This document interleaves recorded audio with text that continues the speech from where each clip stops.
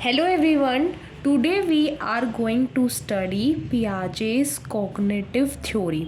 जो पियाजे हैं basically Swiss psychologist थे जिन्होंने कॉग्निटिव की थ्योरी दी, कॉग्निटिव डेवलपमेंट या फिर हम जिसे कह सकते हैं इंटेलेक्चुअल डेवलपमेंट में इन्होंने काम किया था। इनका मानना था कि जो बच्चे हैं वो एक्टिव कंस्ट्रक्टर ऑफ नॉलेज हैं, यानी कि पियाजे का कहना था बेसिकली कि ये बच्चे क्या होते हैं, चाइल्ड जो हैं, जो चिल्ड्रन है, छोटे बच्चे हैं, वो लिटिल साइंटिस्ट होते हैं। लिटिल साइंटिस्ट का मतलब कि वो एक्सप्लोर करते हैं चीज़ों को, जो भी उनके पास हो रहा है। कैसे करते हैं? बाय एक्टिविटी करके और सोशल इंटरेक्शन करते। मैं जानती हूँ कि इनका ज़्यादा काम सोशल इंटरेक्शन पे नहीं था, लेकिन थोड़ी बहुत इन्वॉल्वमेंट थी। इन्होंने भी सोशल इंटरेक्शन को इंटरेक्शन और इन्वायरमेंट को इम्पोर्टेंट माना था। अगर हम पियाजे की बात करें तो पियाजे किस कैटेगरी से बिलोंग करते हैं? ये हमारे रेडिकल कंस्ट्रक्टिविस्ट हैं। रेडिकल कंस्ट्रक्टिव यानी कि रचनावाद से जो भी हमारे स्कूल्स हैं उनसे बिलोंग करते हैं। इनका जो मानना है डेवलपमेंट को लेकर वो क्या है? डेवलपमेंट इनके अनुसार डिसकंटिन्यूअस होता है। हम सब जानते हैं कि डेवलपमेंट एक कंटिन्यूअस होने वाली प्रोसेस है, लेकिन पियाजे ने स्टेज थ्योरी दी थी और स्टेज थ्योरी के अनुसार क्या होता है कि डेवलपमेंट डिसकंटिन्यूअस होता है। इसलिए अगर आपसे पूछा जाए कि पियाजे के अनुसार डेवलपमेंट क्या है तो वो डिसकंटिन्यूअस है। इन्होंने जो कॉग्निटिव डेवलपमेंट को 4 स्टेजेस में डिवाइड किया। कितने स्टेजेस में? 4 स्टेजेस में। अगर हम उनकी बात करें तो सेंसरी मोटर स्टेज, फिर pre operational stage, concrete operational stage और फॉर्मल ऑपरेशनल स्टेज। इन सब को हम डिटेल में पढ़ेंगे। पहले थोड़ा ब्रीफ इंट्रोडक्शन लेंगे, फिर थ्योरी के एलिमेंट्स देखेंगे, एट लास्ट फिर हम इनके स्टेजेस के बारे में डिस्कस करेंगे और इनके फीचर्स में। तो पियाजे ने बेसिकली फोकस किया हेरिडिटी पर। जो भी हमें ट्रेड्स या फिर कैरेक्टरिस्टिक्स जो पेरेंट्स से मिलती हैं उन पर इनका ज़्यादा फोकस था, हेरिडिटी पर फोकस करते थे। इन्होंने एक टर्म दिया था जिसे बोलते स्कीमा, टर्म दी थी। स्कीमा क्या होता है? Basically small packets of knowledge होती है। किसी भी चीज़ से रिलेटेड या कॉन्सेप्ट से रिलेटेड हमारे माइंड में हर एक चीज़ से रिलेटेड क्या बनता है? स्कीमा बनता है। क्या बनता है? स्कीमा बनता है।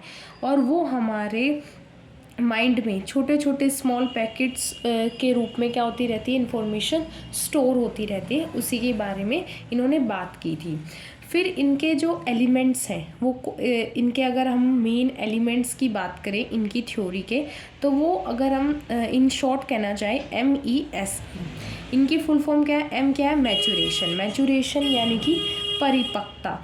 यानी कि जैसे हम सब जानते हैं कि एक एज मैच्योरिटी आती है, उसके बाद ही हम कोई पर्टिकुलर स्किल या फिर बिहेवियर सीख सकते हैं। ये हाईली किससे रिलेटेड होता है? हमारा हेरिडिटी या फिर हम बात करें जेनेटिक्स से। हेरिडिटी या फिर जेनेटिक्स। अब हम बात करते हैं ई से। ई हमारा क्या है? एक्सपीरियंस भी ज़रूरी है। जैसे जो भी कहते हैं कि हम अनुभव से बहुत सारी चीज़ें सीखते हैं, एक्सपीरियंस से या फिर हम एक्टिविटी कर। ऐसा हमारा वही हो गया सोशल इंटरेक्शन। अब हम ई से बात करते हैं इक्विलिब्रिएशन या फिर इक्विलिब्रियम, आप जो कहना चाहें वही। तो इक्विलिब्रेशन। अब अगर हम बात करें इक्विलिब्रेशन होता क्या है, इसके बारे में अब हम डिटेल में देखने वाले हैं। इक्विलिब्रेशन होता है, इक्विलिब्रेशन जब हमारा जो मन है वो क्या है? संतुलित है। ये एक कॉग्निटिव कॉग्निटिव प्रोसेस या फिर कॉग्निटिव कैरेक्टरिस्टिक्स है रिलेटेड टू आवर ब्रेन, और हम कह सकते हैं इंटेलेक्चुअल से। अब इसके अंदर हमारे आती है दो प्रोसेस। हम स्कीमा पढ़ चुके हैं। स्कीमा क्या होता है, यहाँ पे हमने देखा था स्कीमा क्या होता है, स्मॉल पैकेट्स ऑफ इंफॉर्मेशन जो कि हमारे ब्रेन में स्टोर होती रहती है। अब आता है adaptation. What do you mean by adaptation? Adaptation एक ऐसी प्रोसेस है, कॉग्निटिव प्रोसेस है, जब हम किसी इन्वायरमेंट या न्यू सिचुएशन में अपने आप को कैसे ढाल लेते हैं, उसके अनुसार बना लेते हैं, वही प्रोसेस होती है एडेप्टेशन।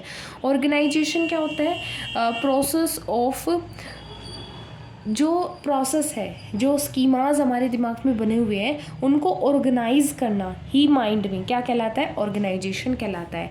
अडेप्टेशन में फर्दर हमारे यहाँ पे दो प्रोसेस आती है। अगर हम एक बात करें एसिमिलेशन, एसिमिलेशन का मतलब होता है कि add information in existing schema, यानी कि देखो अडेप्टेशन हम सीख चुके हैं, क्या होता है कि अपने आपको न्यू सिचुएशन में ढालना कॉग्निटिव प्रोसेस में।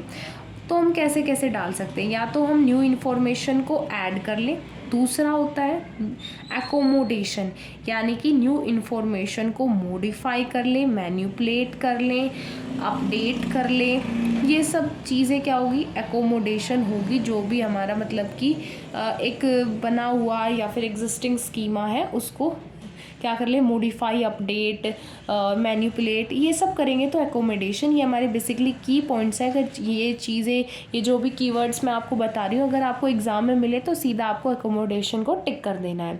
तो एडेप्टेशन हम समझ गए। ऑर्गेनाइजेशन क्या होता है कि ऑर्गेनाइज करना स्कीमा को। अडेप्टेशन न्यू इन्फॉर्मेशन या फिर न्यू सिचुएशन को कैसे एक न्यू इन्वायरमेंट में अपने आप को अडेप्ट करना उस सिचुएशन के लिए।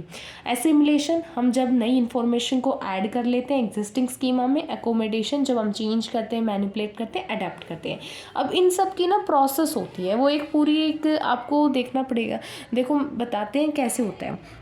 जैसे कि लेट अज्यूम एक चाइल्ड है, चाइल्ड ने डॉग देखा, वो डॉग के बारे में जानता है, डॉग की सारी कैरेक्टरिस्टिक्स उसे पता है, लेकिन उसने अगर डिफरेंट ब्रीड का क्या देखा, डॉग देखा, तो वो समझ गया कि वो डॉग है। यानी कि उसने क्या किया, नहीं, जो अपनी डॉग का स्कीमा था, क्या था, डॉग का जो स्कीमा था उसी में उसने ऐड कर ली इंफॉर्मेशन डिफरेंट ब्रीड की। तो ये प्रोसेस क्या कहलाएगी, हमारी एसिमिलेशन।